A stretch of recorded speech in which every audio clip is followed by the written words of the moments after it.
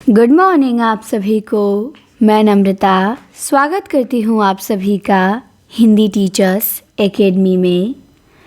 तो आप सभी लोग जुड़ें और क्लास को देखें और अपने दोस्तों के यहाँ शेयर कर दें ताकि वो लोग भी जिनको भी मेंस लिखना है उन सब के लिए ये वीडियो बहुत उपयोगी होने वाली है और आगे हम जो भी सीरीज चलाएंगे वो सब आपको मिलेगा। तो आज हमारा पहली क्लास है हमारी और पहला प्रश्न है और हमने शुरुआत व्याकरण से किया है क्योंकि बहुत आपके मैसेज आ रहे थे कि मैम व्याकरण में कैसे हम प्रश्न बनेगा और कैसे लिखेंगे, समझ नहीं आ रहा है। साहित्य का तो ठीक है लेकिन ये जानिए कि जो व्याकरण है वो साहित्य से भी लिखना आसान है क्योंकि व्याकरण में फैक्ट आपको याद है और जो याद है बस उसी को लिखना है अच्छे से। तो हमने शुरुआत आज व्याकरण से ही किया है और ऐसा नहीं कि आगे की वीडियो भी व्याकरण पे ही रहेगी। मैंने सोचा है मिक्स जो क्वेश्चन मैं डेली लिखा करूँगी वो आपको प्रोवाइड कराऊँगी, वीडियो बनाऊँगी उस पर, उससे पढ़ाऊँगी।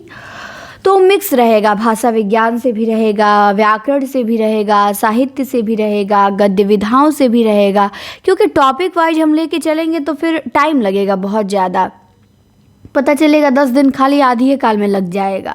तो इसीलिए मैं मिक्स लेके चलूँगी ताकि पूरा सिलेबस पे हमारे रन करते रहें, पकड़ बनी रहे। तो मैंने ये सोचा है कि मिक्स ज़्यादा बेटर रहेगा और मैं खुद से लिखूँगी ताकि आप लोग लिखना भी सीखेंगे। और हालांकि अभी तो मैं उतना अच्छा नहीं लिखी क्योंकि रात में लिख रही थी, हाथ बहुत काँप रहे थे, 1 बज रहा था, ठंडी बहुत ज़्यादा थी। तो जितना ठीक से हुआ लिखी मैं और आगे और भी अच्छा आप लिखूंगी और दिखाऊंगी आपको कि कैसे कॉपी लिखनी है। तो चलिए शुरू करते हैं। पहला प्रश्न मैंने लिया है कि आपसे पूछा जाएगा कि हिंदी भाषा की ध्वनि व्यवस्था क्या है। हिंदी भाषा की ध्वनि व्यवस्था क्या है? तो आंसर हम क्या लिखेंगे, कैसे लिखेंगे और आप इसको जितने शब्दों में बोलेगा उतने शब्दों में लिखेंगे। चाहे 125 में बोलेगा तो 125 में भी लिख सकते हैं और 200 में बोलेगा तो 200 में भी लिख सकते हैं, अपने अनुसार वो तो घटा बढ़ा सकते हैं, ये आपके ऊपर है। और कॉपी पहले देख लीजिए, मेंस की कॉपी ऐसे ही आती है, वहाँ पे लाइन खींचा रहेगा ऐसे और यहाँ क्वेश्चन पहले से टाइप रहेगा और आपको ये चिंता नहीं करनी है कि कितना जगह लिखूंगी, कितना क्या लिखूंगी, वो सब आपके लिए स्पेस छोड़ा गया रहेगा, उसी में आपको लिखना रहेगा। ना उससे अधिक लिख पाएंगे, कम तो लिख सकते हैं बट उसको क्रॉस कर नहीं कर सकते हैं आप कि नहीं इस क्वेश्चन का आंसर बच गया तो अगले पेज पर लिख दें, नहीं। वो 1 पेज 2 पेज जितना उसे जगह सफिशियंट लगेगा उतने शब्दों के लिए तो वो पहले से छोड़ा रहेगा, तो उसकी टेंशन नहीं करनी है। हमें बस लिखना सीखना है और कुछ तथ्यों को याद करना है और समझना है तो हम आसानी से लिख लेंगे। उतना ये कठिन है नहीं, मेंस उतना कठिन है नहीं जितना सोच के हम लोग बना देते हैं। तो सीखेंगे, मेहनत करेंगे तो हर चीज़ आसान हो सकती है। और ये क्लास ऐसा नहीं कि केवल मेंस वालों के लिए ही उपयोगी है, ये क्लास सबके लिए उपयोगी है। इसमें आप ध्वनि व्यवस्था सीखेंगे, जानेंगे, आपका रिवीजन हो जाएगा, तो सबके लिए उपयोगी है, सब लोग इसे देख सकते हैं। तो चलिए प्रश्न है हिंदी भाषा की ध्वनि व्यवस्था क्या है। तो आंसर मैंने क्या क्या लिखा है आइए देखते हैं। हाँ, हिंदी दुनिया की सर्वाधिक समृद्ध भाषाओं में से एक है जिसमें कुल 59 ध्वनियाँ स्वीकार की गई हैं, स्वर व्यंजन सब लेके। विश्व में प्रचलित सभी भाषाओं की ध्वनियाँ प्रायः हिंदी भाषा की ध्वनियों में विद्यमान हैं। अरबी, फारसी, तुर्की देखा होगा हमने, हर जगह से ध्वनियाँ ली हैं। तो विश्व में प्रचलित सभी भाषाओं की ध्वनियाँ हिंदी में क्या है, विद्यमान हैं। और इन ध्वनियों को 3 वर्गों में बांटा जा सकता है या बांटा गया है। कौन से 3 वर्ग हैं? तो एक है स्वर, दूसरा व्यंजन और तीसरा अयोग वाह। तो ध्यान देंगे, स्वर, व्यंजन, अयोग वाह। तो हम देखेंगे सबसे पहले स्वर। तो स्वर क्या है? तो स्वर के बारे में लिखेंगे। अब हम बता दिए कि 3 वर्गों में बांटा गया है, स्वर, व्यंजन, अयोग वाह। तो अब ये बताएंगे कि स्वर क्या है, व्यंजन क्या है, अयोग वाह क्या है। तो पहले हम स्वर बताएंगे कि जो स्वर है, स्वर का उच्चारण बिना किसी अन्य ध्वनि की सहायता से होता है। इसका उच्चारण स्वतंत्र रूप से होता है बिना किसी ध्वनि की सहायता से। और स्वरों को भी 3 वर्गों में विभाजित किया गया है। हिंदी भाषा में कुल 11 स्वर हैं। हिंदी भाषा में कितने स्वर हैं? कुल 11। कितने भागों में बांटा गया है? 3 भागों में। कौन कौन से? तो ध्यान देना है, मूल स्वर, दीर्घ स्वर और संयुक्त स्वर। तो अब हम दिखाएंगे कि मूल स्वर हैं कौन कौन से। तो मूल स्वर हैं अ, ई, उ, री। दीर्घ स्वर कौन कौन से हैं? तो आ, उ, ई, री, ये हमारे दीर्घ स्वर हैं। मूल स्वर जो किसी से मिल के नहीं बने होते हैं, वो स्वतः बने हैं, वो क्या है? मूल स्वर हैं, जिनका आप विभाजन भी नहीं कर सकते हैं, वो मूल स्वर हैं। तो चाहे आप यहाँ परिभाषा भी लिख सकते थे मूल स्वर दीर्घ स्वर का, मैंने नहीं लिखा, मैंने केवल एग्जाम्पल लिख दिया, क्योंकि मुझे लगा कि अब ज़्यादा हो जाएगा, और भी मैंने बहुत चीज़ें लिखी हैं। तो वही तो मैं कह रही हूँ, जितना आपको बोलेगा 250 शब्द, 500 शब्द, 125 शब्द, आप उसके अनुसार इसे बढ़ा घटा सकते हैं। आपको नॉलेज होना चाहिए बस, बाकी आप तो लिख ही लेंगे। तो मूल स्वर अ, ई, उ, री, ये 4 हैं। और दीर्घ स्वर 2 स्वरों के मिलने से बनते हैं। आ है, उ है, ई है, री है। तो ये हमारे क्या हैं? दीर्घ स्वर हैं। 4 मूल स्वर, 4 दीर्घ स्वर। इसके बाद अब आता है तीसरा हमारा संयुक्त स्वर। तो ध्यान देना है, संयुक्त स्वर भी 4 हैं। कितने? 4। कौन? तो पहला है ए, और मैंने यहाँ दिखाया है कि ये किससे मिलके बना है? तो अ प्लस ई से मिलके बना है। यह आपको भी दिखाना है। संयुक्त स्वर है, किससे बना है? अ प्लस ई से मिलके बना है। ए किससे मिलके बना है? अ प्लस ए से। ओ किससे मिलके बना है? अ प्लस उ से। और अ किससे मिलके बना है? अ प्लस ओ से। तो जो 2 अलग अलग स्वरों से मिलके बनते हैं वो हमारे संयुक्त स्वर होते हैं। और जब समान स्वर 2 ठो मिलेंगे तो दीर्घ स्वर हो जाएगा।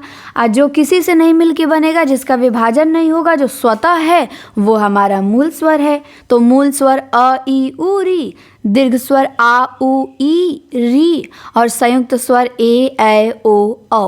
और याद होना चाहिए कि संयुक्त स्वर किससे मिलके कौन कौन से बने हैं। तो ये हमने पहला पॉइंट अपना क्या देख लिया? स्वर। इसी तरह आपको लिखना है एकदम। अब दूसरा है व्यंजन। व्यंजन के बारे में देखेंगे। तो व्यंजन वे ध्वनियाँ हैं जिनके उच्चारण हेतु किसी अन्य ध्वनि या स्वर की सहायता लेनी पड़ती है। मतलब ये स्वर की तरह इसका उच्चारण आप स्वतंत्र रूप से नहीं कर सकते हैं। इसके उच्चारण के लिए आपको किसी और ध्वनि या स्वर की सहायता लेनी पड़ेगी। जैसे आप बोलेंगे क, क क्या है? व्यंजन है। तो क में पीछे अ भी तो आ जा रहा है। तो क का उच्चारण स्वतंत्र रूप से नहीं हो रहा है, किसी स्वर के साथ हो रहा है। तो जिनका उच्चारण स्वतंत्र रूप से नहीं होता है वो क्या कहलाते हैं? व्यंजन। आगे देखेंगे। हिंदी में कुल व्यंजनों की संख्या 33 है और इनका वर्गीकरण इस प्रकार है। हमने स्वरों का लिखा था कि स्वर कितने हैं, तो स्वर 11, उनके भी 3 भाग हैं। अब हम देखेंगे व्यंजन 33 हैं और इनका वर्गीकरण करेंगे। तो हम अवरोध के आधार पे व्यंजन के भेद यहाँ पे बताएंगे। अवरोध के आधार पे व्यंजन के भेद। तो पहला हो जाएगा अंतस्थ व्यंजन। पहला क्या है? अंतस्थ।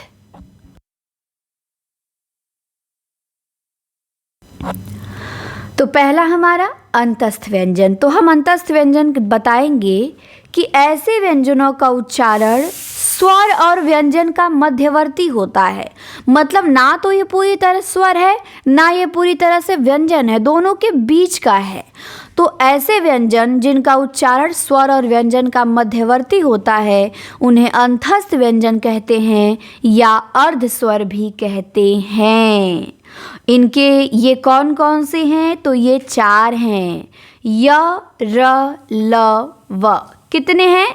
4 हैं। तो ध्यान देना है, य, र, ल, व, ये हमारे क्या हैं? अंतस्थ व्यंजन हैं। इसके बाद दूसरा है अवरोध के आधार पर वर्गीकरण उष्म या संघर्षी व्यंजन। चाहे उष्म व्यंजन कहिए या संघर्षी व्यंजन कहिए, सेम है। तो इनके उच्चारण में श्वासों का घर्षण अधिक होता है, इसीलिए ऊष्मा पैदा हो जाती है। जब घर्षण होगा तो ऊष्मा निकलेगी, तो इसीलिए ऊष्म व्यंजन कहा गया है।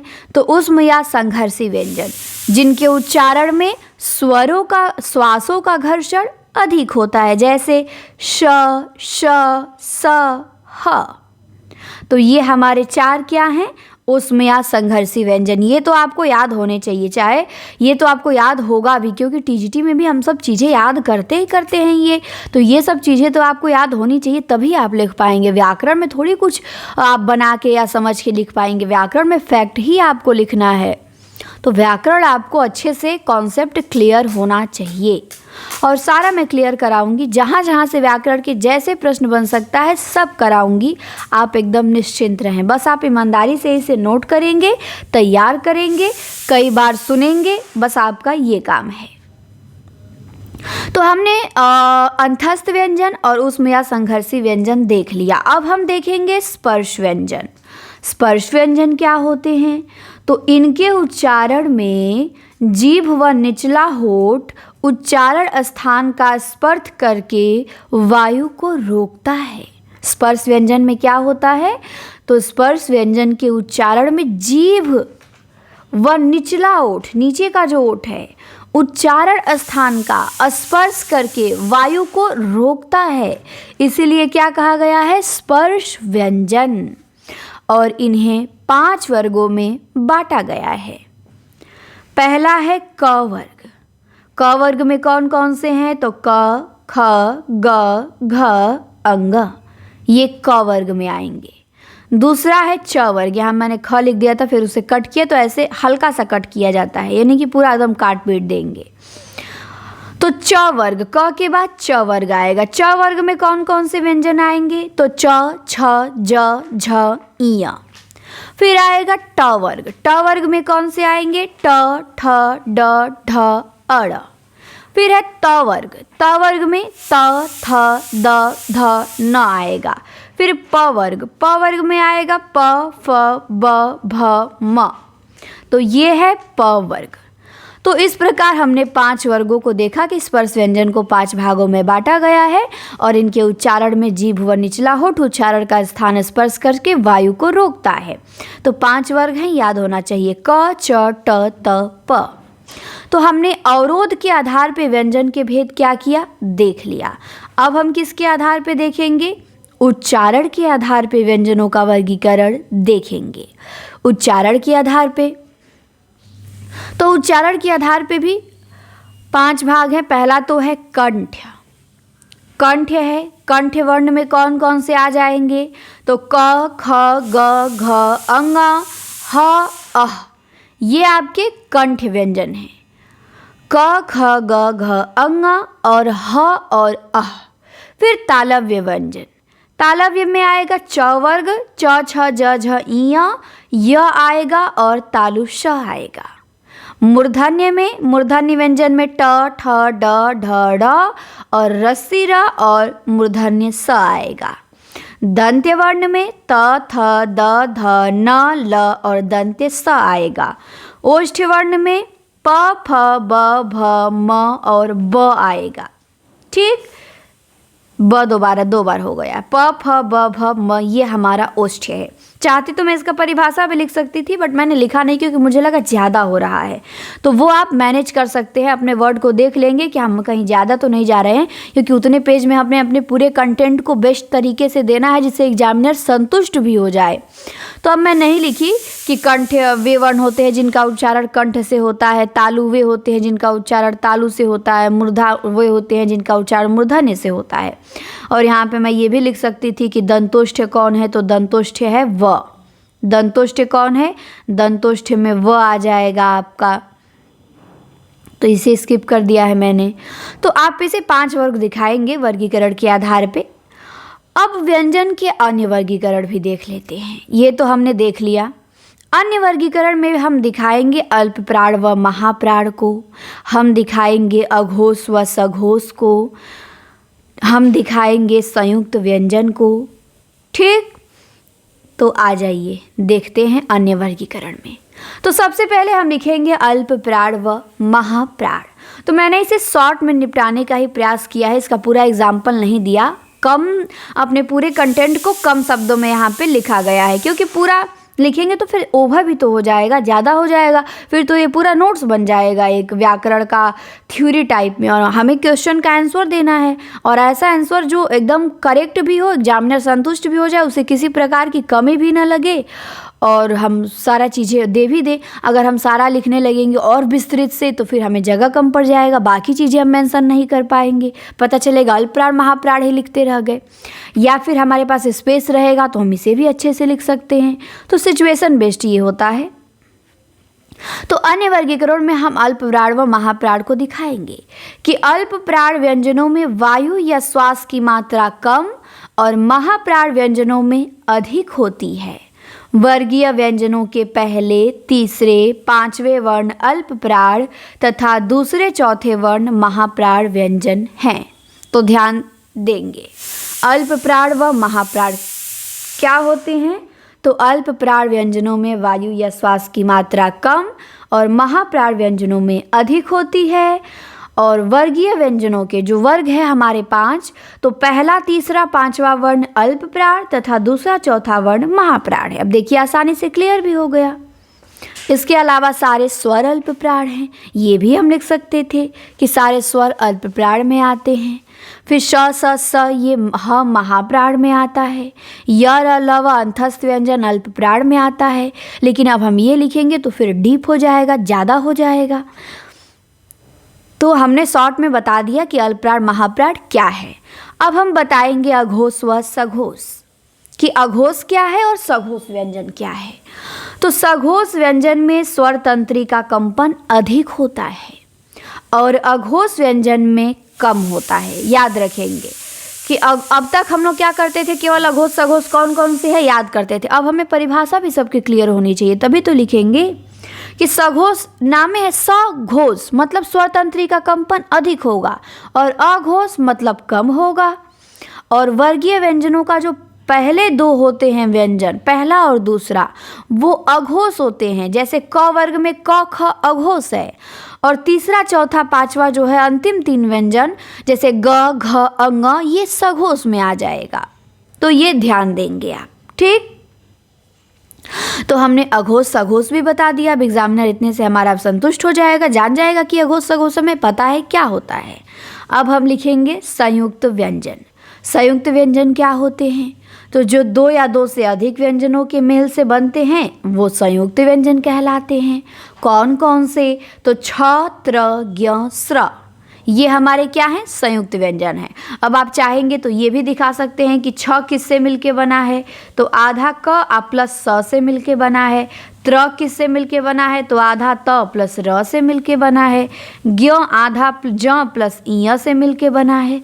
ये भी दिखा सकते थे, आपका और पेज भरता, लेकिन और अच्छा भी रहता। लेकिन मेरा एक ही इसका आंसर 4 पेज में जा रहा था। अगर मैं और विस्तृत करती तो 6 पेज चला जाता, जो कि मुझे ले नहीं जाना था। इसीलिए मैंने इसे क्या किया है, इतने में ही सिमट दिया है। तो आप इसे भी दिखा सकते हैं कि 2 या 2 से अधिक व्यंजनों के मेल से बनते हैं वो संयुक्त व्यंजन है। जैसे क और स मिलके छ बनता है, आधा त और र मिलके त्र बनता है, आधा ज और य मिलके ज्ञ बनता है, ठीक। तो हमने अन्य वर्गीकरण में अल्प प्राण, महाप्राण, अघोष, सघोष, संयुक्त व्यंजन देख लिया। अब हम क्या देखेंगे, तो अब हम देखेंगे आयोगवाह ध्वनियाँ, क्योंकि हमने वर्णों को 3 भागों में बांटा था, स्वर, व्यंजन और आयोगवाह। तो हमने स्वर देख लिया कैसे लिखना है, व्यंजन देख लिया कैसे लिखना है। अब हम क्या देखेंगे कि आयोगवाह कैसे लिखना है। तो हालांकि मैंने पूरे लिखने में अपने यहाँ एक मात्रा में मिस्टेक किया है, तो मैं इसे मेंशन भी कर देती हूँ। मात्रा में मिस्टेक नहीं होना चाहिए, इससे आपकी कॉपी अच्छी नहीं लगेगी। मात्रा आपकी सही होनी चाहिए। तो अयोगवाह होता है, ना कि आयोगवाह।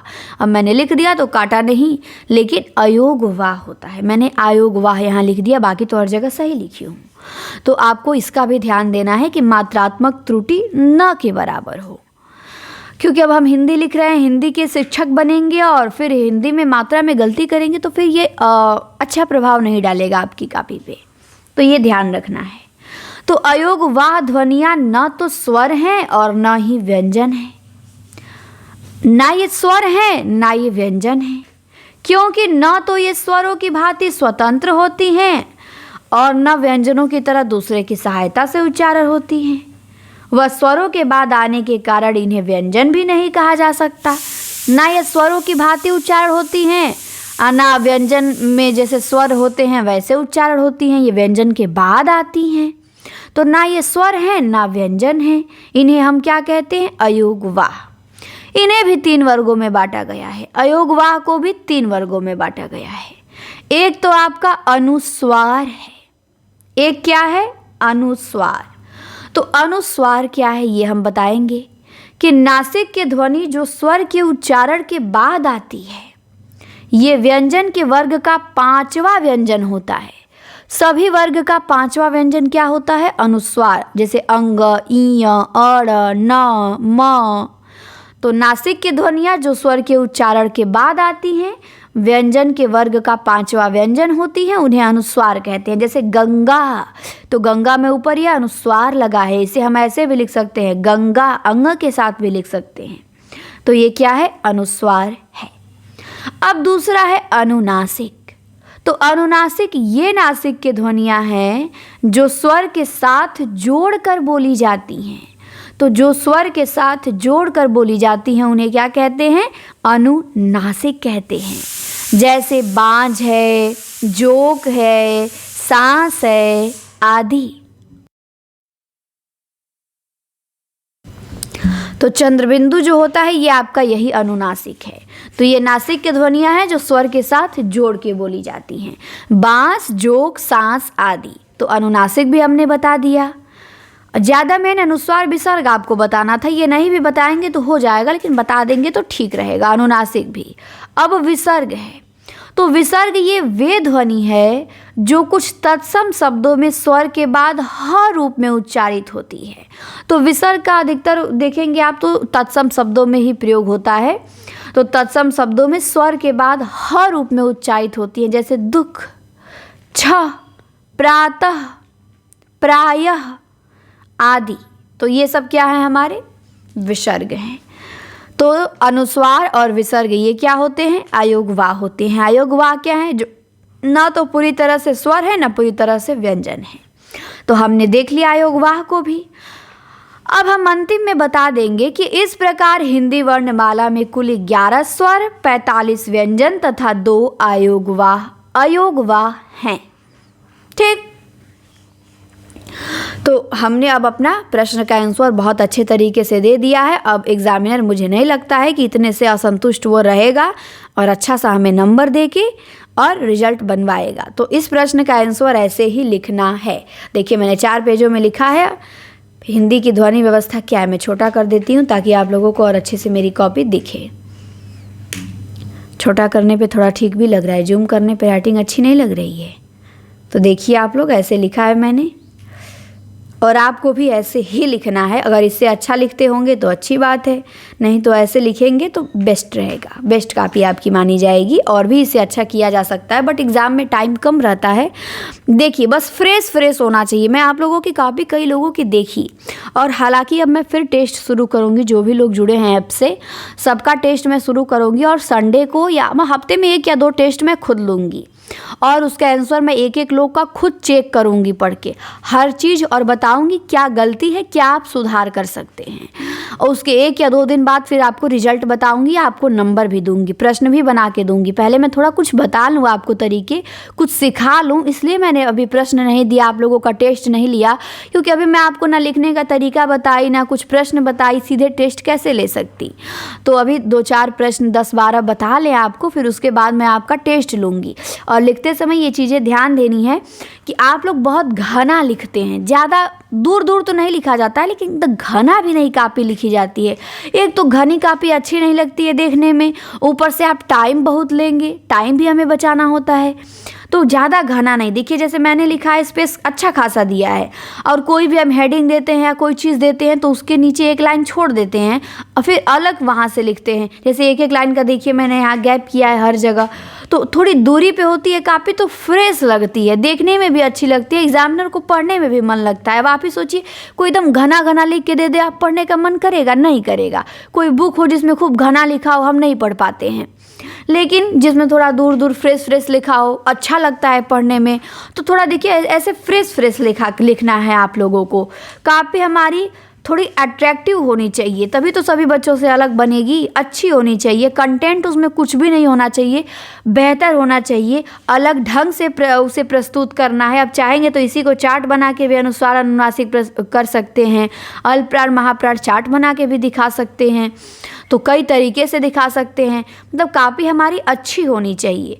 तो लिखने का तरीका आप लोग इसे देख के और सीखे होंगे, इसीलिए मैं सोची कि मैं खुद लिख लिख के आप लोगों को पढ़ाऊंगी, ताकि लिखने का तरीका भी आप सीखेंगे कि कैसे हमें लिखना है। और यदि आप लोगों को इसमें कोई कमी भी नज़र आए तो मुझे बताएंगे, ताकि मैं भी सुधार कर सकूं। अभी तो पहला ही लिखी हूँ, तो आप बता सकते हैं। और ये क्लास आपको कैसी लगी? सभी लोग डेली जो वीडियो मिलेगा सभी को कमेंट करना है, जो लोग देखेंगे डेली इस पे वीडियो तभी मिलेगा। और डेली आपको बताना है कि हाँ मैम हमने लिखा, हमने देखा, हमें समझ में आया, और नहीं आया तो वो भी बताएंगे कि मैम इसे और अच्छे से एक्सप्लेन करिए। मैं पूरा अपना बेस्ट देने का प्रयास करूँगी। मेंस ज़्यादा कठिन नहीं होता है, मेंस का डर निकाल दीजिए। मैं आप लोगों को ये मेंस एकदम आसान बना दूँगी। ठीक टीजीटी पीजीटी से भी आसान हो जाएगा मेंस। पहले तो मेंस में कंपटीशन कम रहेगा, एक सीट पे 10 बच्चों से फाइट करना है, तो क्या आप 9 लोग को पीछे नहीं कर सकते हैं? क्या आप 9 लोगों से बेहतर नहीं बन सकते हैं? बनेंगे। और लेकिन ये 9 लोग ऐसे नहीं रहेंगे, धुरंधर रहेंगे सब। इन्हें पीछे करना है तो आपको भी धुरंधर बनना पड़ेगा। तो ये 9 लोगों को पीछे करके आप अपनी जगह बना सकते हैं। और इतनी अच्छी नौकरी, इतना अच्छा मौका, आप इसे अपने हाथों से जाने न दीजिए। सब लोग मन से मेंस की तैयारी कीजिए। मेंस बिल्कुल कठिन नहीं है। अरे जब मैं हूँ तो मेंस कठिन कैसे हो सकता है? बिल्कुल नहीं रहेगा। ठीक, और साथ में टीजीटी पीजीटी पे भी फोकस करना है, और मैं ऐसे आप लोगों को कराऊंगी ताकि आपको टीजीटी में भी बेनिफिट हो, बैलेंस बना रहे, आपकी पकड़ बिगड़े ना। अब बताइए, ये तो टीजीटी में भी ना काम आएगा कि मूल स्वर कौन है, दीर्घ स्वर कौन है, संयुक्त स्वर कौन है, अंतस्थ कौन है, अयुग्वाह कौन है, विसर्ग कौन है। तो मैं आप लोगों को कभी रूट से भटकने नहीं दूंगी। विश्वास आप लोगों को रखना है और मन लगा के पढ़ना है। तो अब मैं मिलूंगी अगली वीडियो में। इसमें इतना ही। वीडियो कैसी लगी ज़रूर बताएं और अधिक से अधिक शेयर करें, लाइक करें। धन्यवाद।